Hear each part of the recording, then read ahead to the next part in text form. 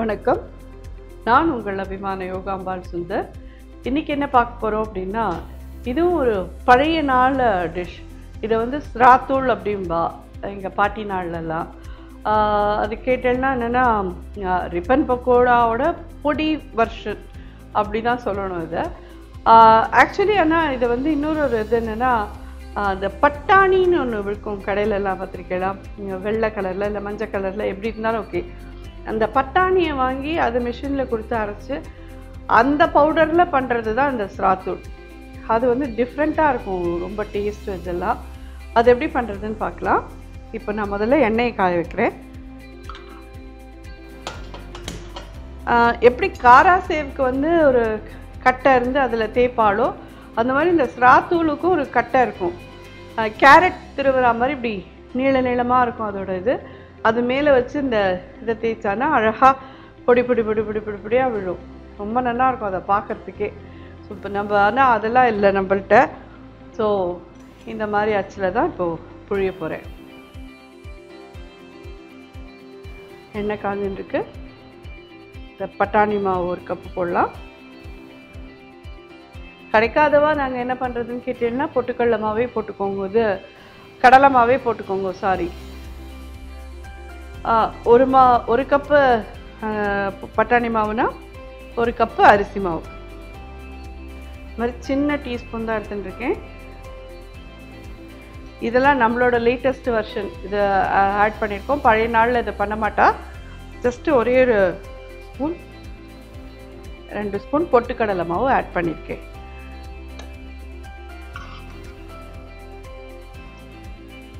பெருங்காய பொடி, காரப்பொடி,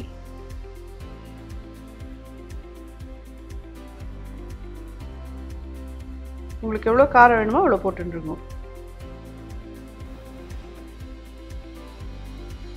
உப்பு,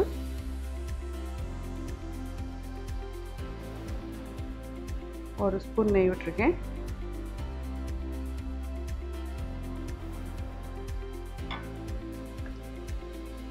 ரெண்டு ஸ்பூன் சுடுற எண்ணெய் விட்டுருக்கேன். கையால் எல்லாத்தையும் நல்லா மிக்ஸ் பண்ணிக்கோங்க ஒத்தா மாதிரி. ரிப்பன் பக்கோடா நம்மளோட போன வருஷம் இதுலேயே நம்ம போட்டிருக்கோம். அதுவும் பிளேலிஸ்டில் இருக்குது, நீங்கள் அதை பார்க்குறேன்னாலும் பார்த்துக்கோங்க.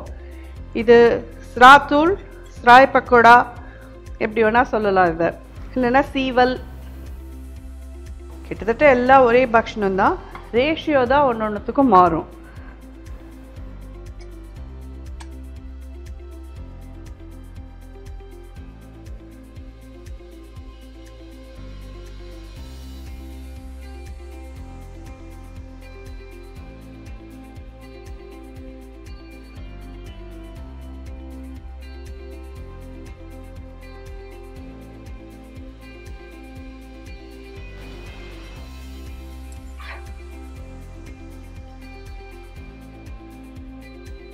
நல்லா வேகணும்.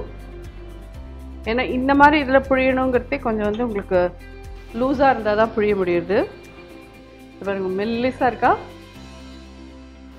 எவ்வளோ சாஃப்டாக உடையிறது பாருங்க.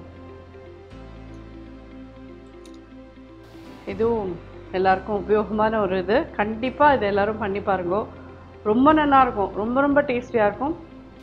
ஸ்வீட் ஷாப்லலாம் நீங்கள் வாங்கியிருப்பேன் ஸ்ராய் தூள், இல்லைன்னா ஸ்ரா பக்கோடா, சராய் பக்கோடா, எப்படி வேணால் சொல்கிறா. இதை சீவல் சொல்லுவா திருநெல்வேலிக்காராலாம், எப்படி வேணால் நீங்கள் அதை இது பண்ணிக்கோங்க. பட் இது ரொம்ப ரொம்ப டேஸ்டியான ஒரு டிஷ். நம்ம கையில் இருக்கிற சாமானை வச்சு இதை பண்ணிடலாம். வெண்ணெய் வேணும், அது வேணும், இது வேணும்லாம் அவசியமே இல்லை. கொஞ்சமாக இந்த மாதிரி 2 கப் போட்டுட்டாலே ஆளுக்கு ஒரு கை கண்டிப்பாக ஒரு டீ டைம் சாப்பிட்றதுக்கு. பண்ணி பார்த்துட்டு எப்படி இருந்தது ஃபீட்பேக் சொல்லுங்கள். நன்றி, வணக்கம்.